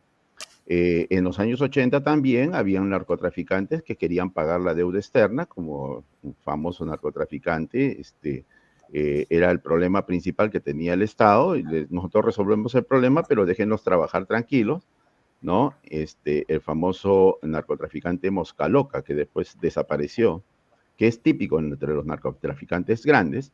Esto es más o menos en la época de los 80, cuando se desencadena, ya posteriormente de haberse desencadenado la Operación Cóndor. La Operación Cóndor, aquí en América Latina hemos tenido a 3 grandes lumbreras, ¿no? Especialmente, no solamente Walter Rauff en Chile, que fue el asesor de Pinochet para la implementación de las medidas draconianas que se implementaron en Chile, sino que aquí en Perú y en Bolivia estuvo el eje principalmente administrado por Klaus Barbie. Walter Rauff, Klaus Barbie y Friedrich Sven, que era el financista, el que hizo la emisión de 3 billones de libras esterlinas en un campo de concentración. Estos 3 elementos eran apadrinados por la CIA en los Estados Unidos, porque esto lo dirigía Reinhard Gehlen, el hombre de la organización Gehlen dentro de las operaciones de la CIA y el creador de la OTAN. Ahora, estos 3 elementos implementan las raíces del narcoestado. Y esto no lo digo yo, eso lo dice la esposa de Roberto Suárez Gómez, que fue el famoso narcotraficante, ¿no? El rey de la cocaína en Bolivia. Y en Bolivia, en casa de Roberto Suárez Gómez, Klaus Barbie junta a Pablo Escobar con Roberto Suárez Gómez y junta al general García Mesa. Esto está escrito en la esposa de Roberto Suárez Gómez. Este fue la semilla que se ha desencadenado y que incluso aquí chantajearon en los años 70 a un exitoso empresario como fue Luis Banquero Rossi, ¿no? Que tenía toda la exportación de la harina de pescado. Y a través del saco de harina de pescado, Klaus Barbie lo estaba presionando para que traficara cocaína. Método que no ha sido nada extraño porque ya en los años 90, ¿no? Con el régimen del señor Fujimori, no solamente se encuentra cocaína en el avión presidencial, sino que su hija intercedió para la liberación de un caso escandaloso, que fue el caso de Hajduk, ¿no? Donde se traficaba precisamente cocaína a través de los sacos de harina de pescado, que era el mismo método de Klaus Barbie. Y también el caso de su hijo, que estaba metido en los tráficos en uno de los almacenes de Limasa. O sea, toda la familia realmente tenía su parte del negocio, pero el asesor de este señor Fujimori, que era realmente el cerebro, era el heredero directo de Klaus Barbie, que era Vladimiro Montesinos. Vladimiro Montesinos reemplazó aquí en el Perú a la tarea que tenía el amo y señor de la cocaína, que era Vaticano. Y Vaticano es reemplazado por él, es torturado después por Montesinos, pero Montesinos toma control de toda la droga. Y aquí se ha manejado, por un lado, izquierdista, si lo podemos llamar, del lado de los cocaleros, ¿no? Que han estado representados incluso en el Congreso, ¿no? Teníamos a Malpartida y a como media docena más en la época de Ollantumala, y después el lado de los banqueros, que son los que se encargan del lavado de dinero. Esto es una corporación internacional donde el Estado no solamente es un Estado corrupto, sino el Estado es un Estado narcotraficante, es un Estado, es un narcoestado, es una narcodemocracia. Estas operaciones que se han dado aquí en el Perú, solamente de manera muy resumida te he dado, porque todos los días tenemos así como las operaciones, esto hay que atacarlo de manera operativa, de manera táctica y de manera estratégica. La responsabilidad más importante de todo esto está en el Departamento de Estado, que es el que nos ha enviado este modelo para someter a América Latina y que puedan vivir ciertas élites con todas las gollorías y con todos los niveles de consumo de Europa o de los Estados Unidos y tener a una población de millones de habitantes en estado de desempleo, como esclavos, como si fueran realmente campos de concentración. Este es el modelo que se está implementando. Y yo lamento mucho, pero ese modelo liberal que detesta al Estado y actualmente tienen a un anarcocapitalista como el señor Milei, es el paso que están dando en Argentina. Y en Argentina hay una red de la internacional nazi tan igual como la que tiene Chile. Y esto va a destruir realmente su capacidad productiva, que es su capacidad industrial, como lo han hecho aquí, y también es la capacidad que... Entonces, ¿qué hacer cuando las instancias superiores, como por ejemplo la Comisión Interamericana, porque el delito de narcotráfico, no hay ningún delito, aquí están eliminando a la población, están eliminando a la gente por robarle un celular. Las personas que cometen cualquier delito realmente están drogadas, porque no es posible que se haga de otra manera. No solamente están drogadas, sino que vienen adiestradas en los métodos del propio Klaus Barbie. Pues recordamos nosotros que él metía en aceite hirviendo a las personas para escarmentar sobre realmente su odio que tenía sobre ciertos segmentos de la población. Y estos son los mismos métodos que ha aplicado el señor Vladimiro Montesinos en métodos de tortura, y que hoy la delincuencia en general realmente parece el batallón Dirlenbanker, ¿no? Que era el batallón estaba todo con todos los sádicos, violadores, que es lo que se ha desencadenado a nivel de lo que son sus mecanismos de protección de estos partidos, si se puede llamar partidos políticos, que de políticos no tienen nada. Realmente, ¿qué hacer cuando este es un crimen internacional y que lo único que podríamos hacer es clamar a que se vuelva a reaperturar un tribunal como el de Nuremberg? Porque no hay manera de enfrentar a estos mecanismos, porque la Comisión Interamericana está peleando más bien por la legalización de las drogas o la despenalización de lo mismo. O sea, esto es un infierno lo que se está creando en América Latina, y lo único que puedo decir, después de haberlo visto en los últimos 50 años operar, de que esto se va a empeorar. O sea, esto no se va a solucionar con acciones operativas, llámese como las que está aplicando Bukele. No, esto está empeorando cada vez más y se va a empeorar aún mayormente, o sea, y en toda América Latina. Hay una parte de cosechadores, hay una parte de los que hacen pasta, hay otra parte que hacen ya la cocaína, hay otros que se encargan de la parte financiera, como las Bahamas y todos los mecanismos de lavado de dinero, y hay los que están en la frontera son los que cobran más fuerte y que es el sadismo más terrible que he visto del cártel de Sinaloa, que realmente devuelven a las personas en picadillo, ¿no? Estos mecanismos son solamente aceptables o solamente entendibles, porque no son inaceptables realmente, pero son entendibles cuando hemos tenido la experiencia que jamás se ha debido repetir, que es la experiencia de la internacional nazi. Y esto está vigente, esto está vivo, está en ejecución y lo estamos teniendo en el pellejo. O sea, este es un mecanismo que tenemos que hacer algo y me gustaría mucho cuál es su mejor recomendación. Bueno, Julio, te agradezco mucho. Hay algunos elementos de lo que vos dijiste que yo desconocía o que solo conocía una parte, ¿no? Sobre todo me refiero a la figura de Klaus Barbie. Yo le había perdido el rastro después del carnicero Layón, le había perdido el rastro en Sudamérica. Solo sabía que había estado, no sabía que había estado tan activo, tan presente, digamos, porque casi hasta el día de hoy, ¿no? Y tal cual vos lo planteás, en realidad, honestamente, decir qué podemos hacer para salir de esta situación o mejorar, yo no diría es la pregunta que merece la respuesta, es justamente una respuesta muy difícil de dar. Sí sabemos, como lo mencionás vos y como más o menos compartimos y como traté de enfatizar, que el problema está arriba, no abajo, ¿no? Abajo, incluso, no sé si vos compartís conmigo, abajo incluso hasta lo podríamos dejar. Nosotros podemos dejar que haya un segmento de la sociedad que trafique con sustancias ilegales, que venda droga, pero como una cuestión de negocio ilícito, ¿no? Que no vaya más allá.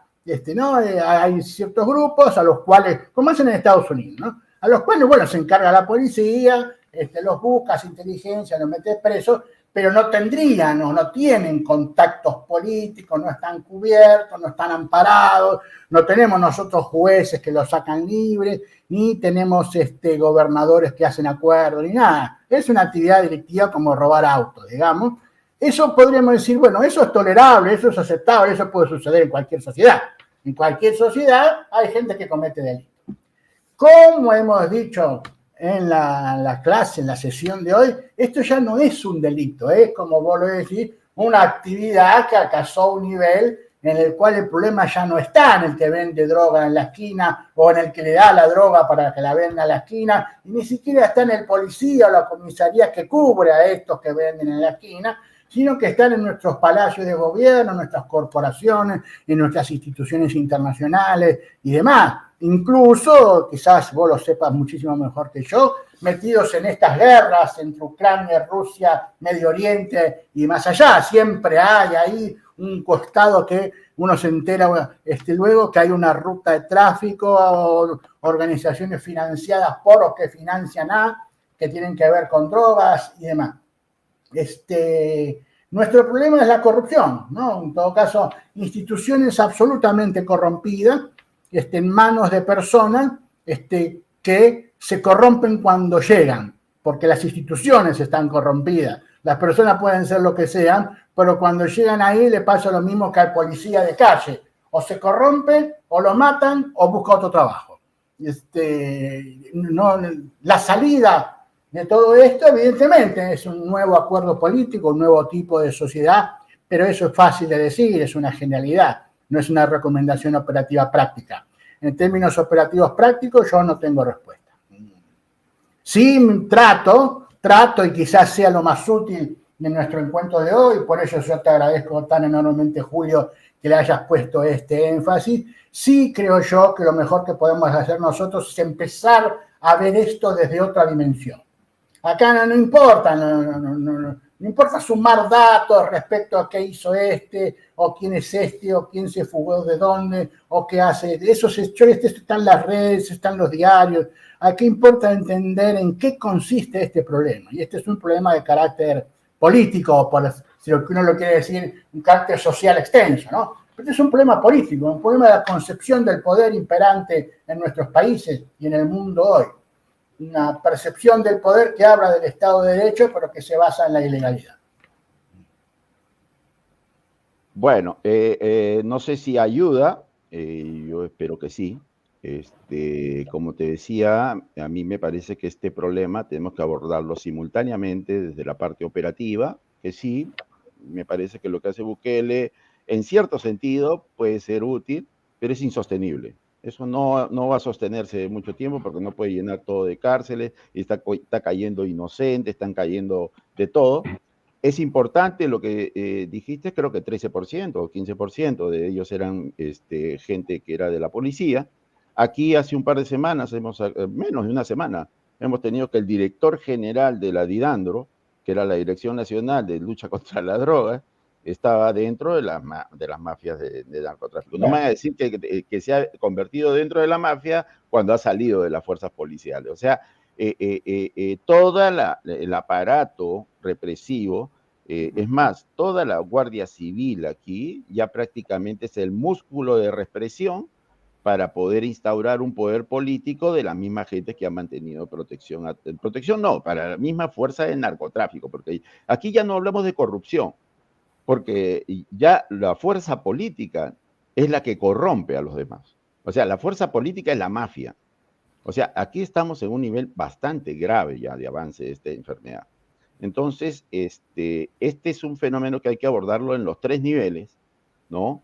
Pero me preocupaba a mí porque las instancias que podemos apelar, porque es un crimen que ya es supranacional, y al igual que los crímenes de derechos humanos, podríamos llevarlo a niveles de la Corte Internacional, pero es insuficiente porque la gente que está en la Corte Internacional quiere legalizar el tema. Y es lo que se viene proliferando. O sea, aquí hay tres posiciones, ¿no? Un lado que son quienes quieren tomar el control, que son el lado de los cocaleros, de una manera romántica. Por otro lado están los banqueros, que la parte de lavado de dinero y pues, facilitan el narcotráfico y tienen unas élites. Y en el medio hay unos intelectuales que quieren legalizar el tema. Pero por un lado o por otro, si nosotros permitimos una grieta de este fenómeno, y te lo digo porque yo vengo de una zona donde casi todo mi círculo de amigos, de amistades, que menos mal yo desde que entré a la universidad me tuve que separar por motivos X, casi todos terminaron, hoy en día ya están muertos porque han sido víctimas de alguna violencia, de un sicariato, o están involucrados en el problema hasta el fondo y están adictos a más no dar. O sea, no se puede dar una grieta en este fenómeno porque es un mercado cautivo. No es como el alcoholismo, incluso siendo cautivo el alcoholismo. No, la droga es permanentemente cautivo, cada vez demanda más. Y por eso que es un mercado que bestializa a las personas. O sea, todos los delincuentes, para robar algo, así tienen que robar lo que llamamos acá un billete de 10 soles, tienen que estar drogados. Criaturas que están drogadas, criaturas de 12, 13 años están drogadas. Y están cometiendo crímenes, están asesinando a personas. O sea, esto necesita una acción en lo operativo, en lo táctico, que es purgar realmente a las instituciones que están dirigiendo esto, y al alto nivel, que es nacional e internacional, que es la parte política. Yo creo que la primera acción es conjugar nuestros esfuerzos de América Latina y acusar al Departamento de Estado de estos crímenes que viene desempeñando desde el año 45. O sea, con la creación de la organización Gelen y que lo ha venido filtrando a través de el aparato como la CIA y se ha desplegado con sus agentes, como han sido el caso evidente del señor Friedrich Sven, Klaus Barbie y Walter Rauff. Allá en Argentina he visto la gama que tienen, o sea, y solamente se han limitado a entender el fenómeno nazi como una parte de ser antijudíos. Y este es un sistema, es un modelo económico de la cual han participado la Bayer, ha participado IG Farben, ha participado la Merck, han participado todos los laboratorios que hoy en día están eximidos de ser bajo sospecha de ser parte de todo este aparato cuando apoyaron a Adolf Hitler. O sea, es el mismo modelo que en América Latina no lo podemos permitir, porque América Latina tiene unas raíces muy distintas a las de Europa. O sea, nosotros no venimos de la tierra de los bárbaros, no venimos de la tierra de los celtas, nosotros venimos de la tierra de la paz, venimos de la tierra de los incas. Y esto es muy diferente, y por eso que en Asia, pues hay pena de muerte contra este tipo de delitos, ¿no? Entonces, nosotros no vamos a manchar, ni al Estado podemos manchar de jugar con la vida de una persona, y menos condenar la muerte, pero sí podemos elevarlo a instancias, y por eso que me parece que el Tribunal de Nuremberg debe ser reaperturado por este tipo de crímenes, ¿no? Gracias. Julio, muchas gracias por tu intervención, me parece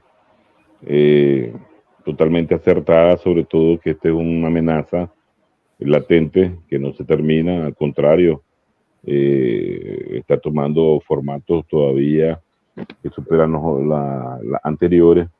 Nosotros aquí, para compartir un poco, tenemos una estrategia que se llama el muro de contención, que hablamos de la bodega que está en Costa Rica, más hacia el sur está Colombia, miramos nosotros corredores marítimos, terrestres, aéreos, en el norte está el flagelo de las maras, en El Salvador ya lo hemos abordado, en Honduras, y desde luego ese enfoque latinoamericano, esa estrategia latinoamericana que propone Julio es más que necesaria. A nosotros nos interesa que las medidas de lucha en contra del crimen organizado que se dé, por ejemplo, en El Salvador o en Honduras, que también están han iniciado a hacer un esfuerzo ahí de control, tengan resultados. Pero desde luego, si hay fuerzas exógenas que lo fomentan y lo protegen, no es raro para nosotros eso, porque en la década de los 80 ustedes saben de que parte del escándalo Irán Gate o Irán Contra es que había un tráfico de drogas permitido y canalizado por el mismo gobierno norteamericano, el de Reagan, en función de financiar a la contrarrevolución. Entonces hay tantos intereses tras bastidores que y se desconocen, y con los cuales pues hay que luchar con esa insistencia que está abogando Julio. Que de paso tenemos que hablar sobre la proyección geopolítica del nazismo hacia Latinoamérica, Julio, en un próximo encuentro. Ya Carlos lo está preparando, lo está organizando, y nos gustaría que participaras con nosotros en ese tema. Entonces, la amenaza latente, que ya la hemos visto, es el convertir a muchos estados, muchas naciones en estados fallidos. Y urge que esta temática se conozca más, porque, por ejemplo, en nuestras latitudes, en nuestro país, se ve la lucha contra el crimen organizado.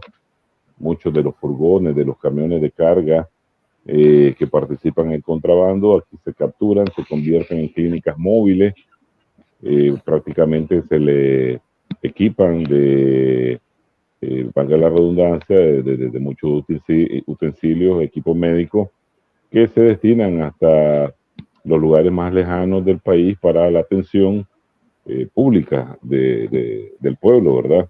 Y como mucho de lo que se incauta, pues va a obras de infraestructura, de programas sociales, etcétera, etcétera, y la población pues lo tiene altamente conocido, pero esto es un plano interno, es local, y se requiere de una estrategia latinoamericana tal y como la está presentando y proponiendo Julio. Gracias por tu participación. Carlos, creo que tenía algo que decir.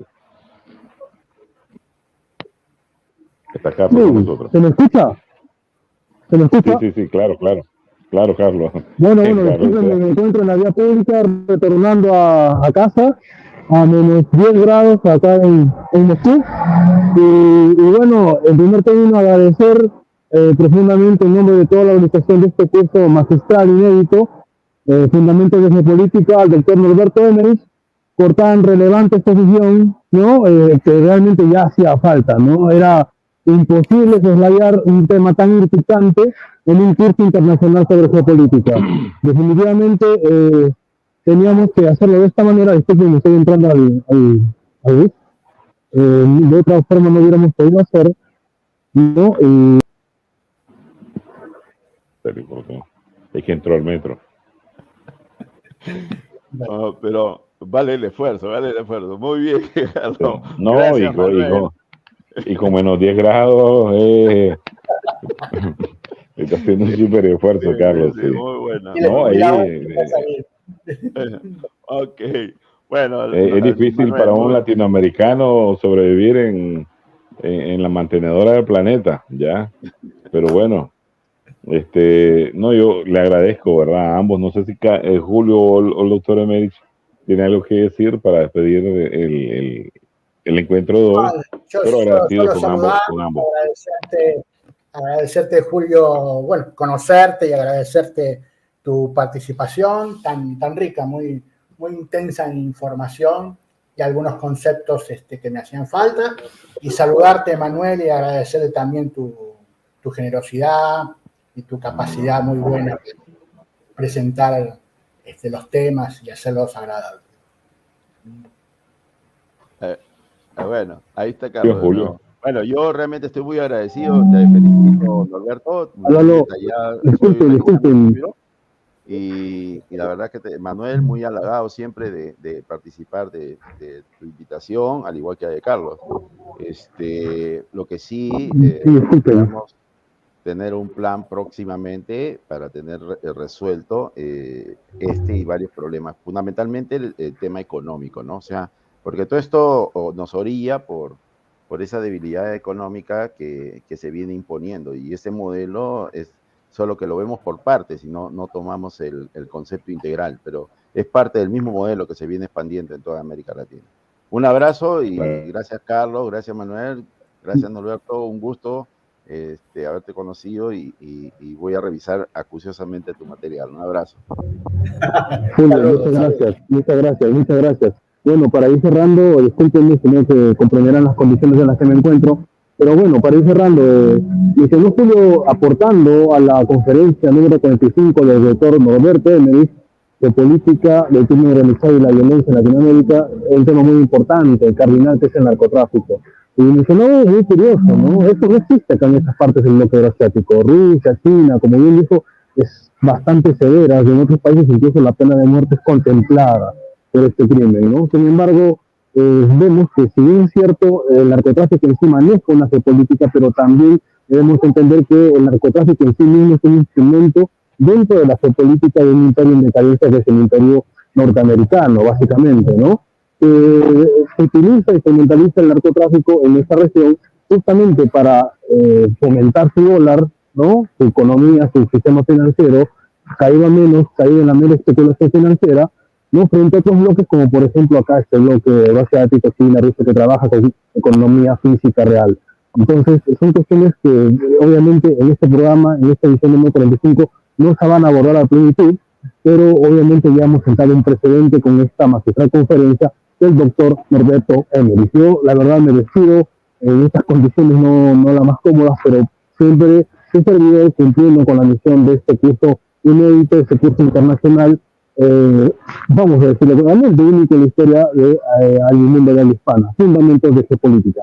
Un fuerte abrazo desde Moscú a toda la audiencia, a nuestros participantes, el doctor Manuel Espinosa del CREI, Julio Echevarría, por supuesto del Perú, fuerte abrazo a nuestro querido Perú, nuestro querido país, y el doctor, una vez más, doctor Norberto Emerich, muchas gracias por su cordial disponibilidad. Saludos cordiales, hasta la próxima. La próxima. Cuídate. Muchos saludos. Muchos saludos. Cuídense, un gran abrazo. Adiós. Un abrazo fuerte para ambos. Ok. Saludos. Saludos. Ok.